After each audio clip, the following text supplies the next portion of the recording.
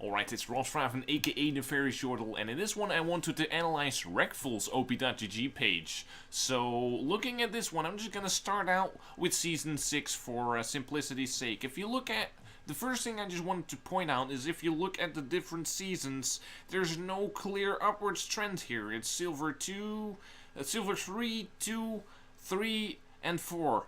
That does not sound like you're climbing actively. And if you looked at the play volume here in that season, that was pretty good, right? And my internet now is slow as hell, so I'm not gonna be able to load this quickly. But look at this play volume, hundreds and hundreds of games. That is enough to climb to where you want to be, right? Like, that's enough time to climb the Challenger for pros, right? They do Challenger in 1 week. They get there in less than hundreds of games, right? Or about that amount. Anyway, so looking at this one, you notice that his most played champion, it's like his win rate is not good. Of course, that doesn't mean you shouldn't play it. That just means that you have to work on it, right? I'm not saying, well, your win rate sucks, so stop playing it, because then you keep switching champions. I'm just saying, maybe you should get rid of most of this stuff before you start, before you start playing all this garbage. Maybe fix your number one first, right? Like, first of all, 25 champions is too much, right? You can play some other champions, you can build a champion pool, but it never involves 25 champions, I can tell you that. Especially if you're only playing ranked and these are all the games you've ever played, like, then 25 is just way too much, dude. Secondly, what I just said, right, like, especially when your number one champion does not really work yet, you have to fix it first, before you can even look into expanding your champion pool. Now, you know, and then you're not even building a champion pool looking at this. You don't have a few champions that you play very often, you just have one that you play a lot, and then 100 that you don't play at all. But if you were building a champion pool, you wouldn't want to stall that until you have solved a champion, essentially, if you have achieved what you want to achieve. If you look at my page, for comparison's sake, I have Darius. I played 50 games on it. It was really, really good. It was where I wanted it to be in terms of mechanics, and I realized, like, I can grind this out to the highest possible elo, but in terms of mechanics, I'm already where I wanted to be. I just want to learn the game, and Darius is not the best champion to learn the game with. Nar's a lot better to learn the game with, because it's more macro-oriented. So anyway, that's why I switched, and you can see right now I'm spamming the hell out of Nar until I solve this. And if you look at my last games, look at these Nar games, dude. Look at these Nar games. You could say that I solved it. You could say I fixed my problems. Average death count of 3.7 instead of 5.0. I died a lot less lately because I've been working on my mistakes. That's what it should look like. It shouldn't look like this, right? You shouldn't die 6.8 times. That means that you're going into fights that you can't win. That means you're gonna get ganked a lot. Well, like, you're pushed up without a ward or something, right? You need to work on those issues and start dying less. My advice is to play a simple champion, at least conceptually. It's actually really hard to play well, but a conceptually simple champion like Caitlyn. You can play it, you know, let me stress, I can't stress this enough, just like Tryndamere as well. Tryndamere is conceptually simple, even though to play it at the highest level is super duper difficult. So that is something I just wanted to point out. But if you play Caitlyn, you can just play the game of CS, do nothing but CS. Maybe go for some basic trades, right, where you headshot people with your auto attacks, and that's it, right? That's it. Like, you just try to focus on CSing, and you don't want to die. That is it. That is it. You don't need kills. And as you notice when you do that, when you start just farming up really well, and you get your BF sorted, like, I don't know what it is, right? 5 minutes and 30 seconds. I don't know the timings. Like, you start noticing, like, wait a second, now I'm much stronger, and you start trading advantageously in almost any position, in almost any sort of trade. Like, you have the range advantage, you just get a free auto in, and then you headshot them with a BF sword and they're half HP. That's how you set yourself up to get kills in the first place. Because now there's a chance that when the jungler comes, you actually double kill him, or you kill the jungler and the bot lane backs off, right? That is how you set yourself up for that.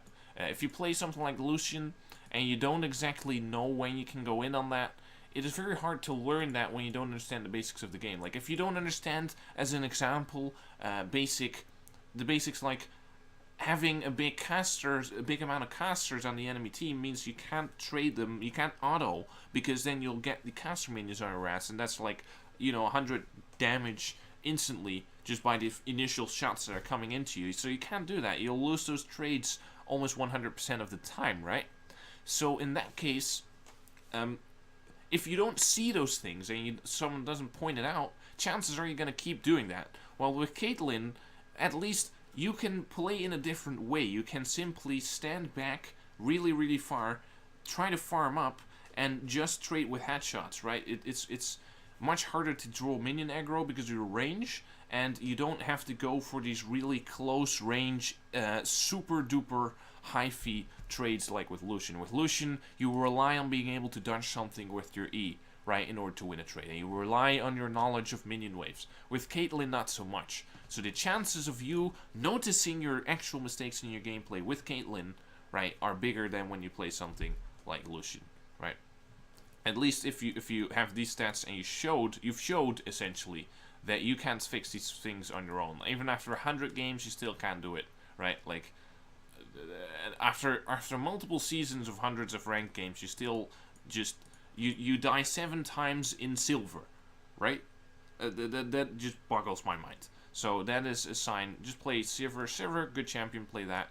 Caitlyn, play that. Drop all these other champions until you get a good win rate in those, right? So you by the way, you were wildly successful on Kog'Maw. Why not play more of that? Well, I do have to say it's a little bit dubious. I don't want to promote playing Kog'Maw. I'd rather you just have played Caitlyn.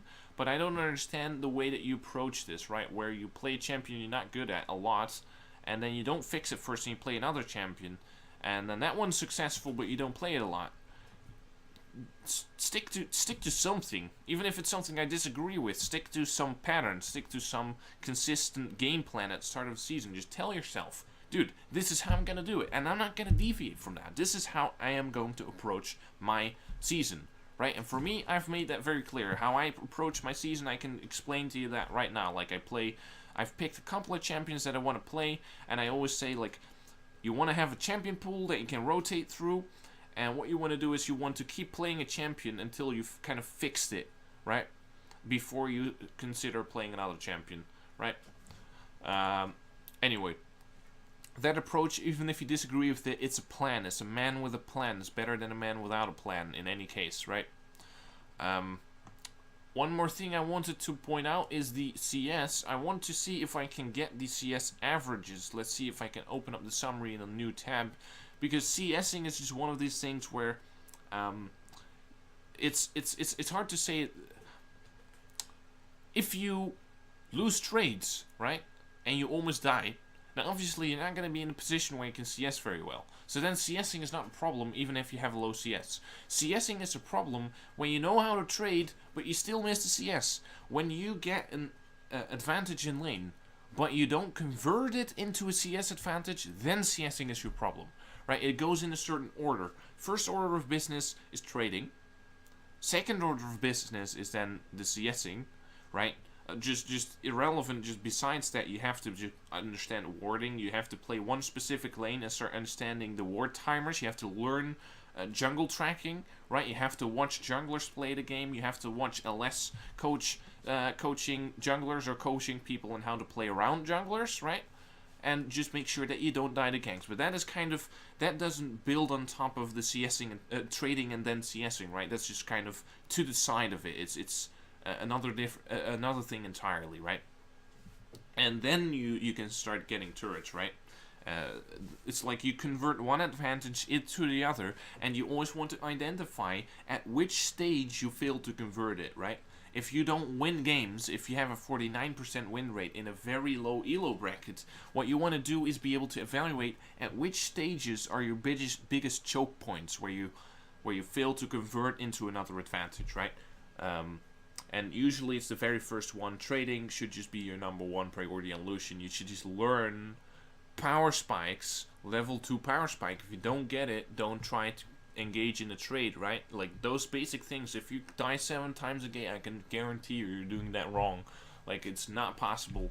It's not possible to get your level 2 power spike, go for a dash in and trade well, and then walk back out before the minions start pounding on you, and then still die 7 times. I don't believe that. It's like very unlikely, at least.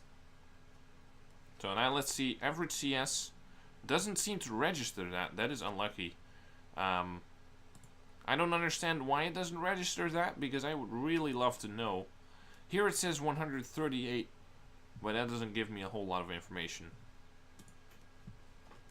Now, one more thing I wanted to touch on is, if you're still looking for a role to play and you don't have very particular preferences, I will always advise to play top lane, just because there's less object tracking to do, right? Like with bot lane, you have hard CC on a support almost all the time.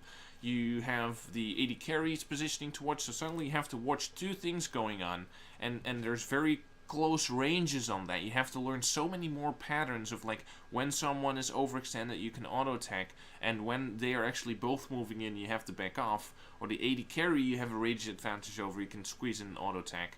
There's so many more positional complexities in the bot lane than there is in the top lane, because also your own support, right? If the support oversteps in the range of your support, you can go in, but if your support backs off, you have to go out. These little things, right? It's like super hard, and it takes so much practice that I always just say, like, if you don't mind playing top lane, if it doesn't ruin your experience of the game, I would recommend playing a solo lane. It's easier, right?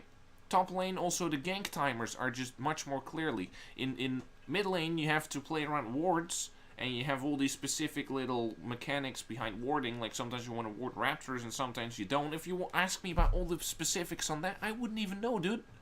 But I know the specifics of warding in top lane, because first of all, I've played it a lot, and second of all, it's easy, right? You just have two brushes, and the mechanics of warding there are really, really simple, right? So it seems like we can't get a read on this. That's okay. But yeah, that's just what I wanted to mention. Like, I would just advise, you know, go top lane, focus on CSing. You only focus on one person you have to trade with. They don't have super edgy hard CC. It's usually just basic hitting abilities while they're not standing in a huge minion wave, right, drawing aggro from them, right? It's very simple stuff. And once you get good at that simple stuff, you'll notice you can climb, and if you want to swap back later, you'll notice that can be possible too, right? Like, suddenly you understand more of the intricacies of bot lane that you didn't understand before, right? And you can track multiple positions at once of your own support, enemy AD carry. Think about jungle tracking, right? It's just more shit you have to do.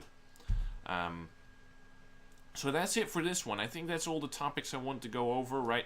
Building a champion pool, fixing a champion before building your champion pool, right?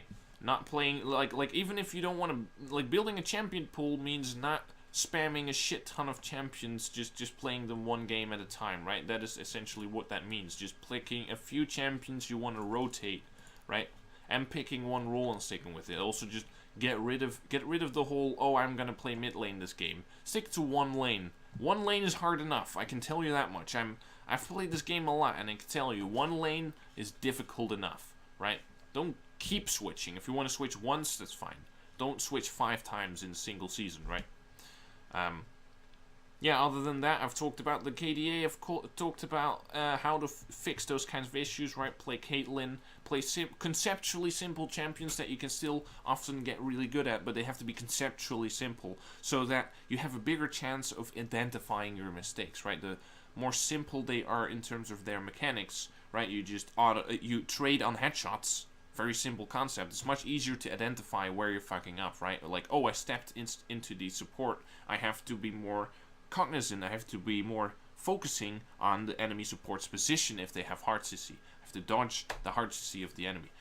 That would be way more easy to determine than if you have a Dash and Lucian and you don't know, like, should I have traded to begin with? Or should I have dashed out of the hard CC? Or should I have just dashed in and then evade the hard CC by kiting upwards? It's so much more complex. So just get rid of that and play Caitlyn. Alright, I think that's it for this one. Hope you guys enjoyed it. If you did, consider leaving a like. If you want to see kind of similar to this, then consider subscribing, because I'll be making more of this in the future. And you'll get notified. That's how it works, right? If you have any thoughts or suggestions on what I should deal with next, criticize, or any other kind of format of video, let me know in the comment section and I will take a look at it. That's it for this one. See ya.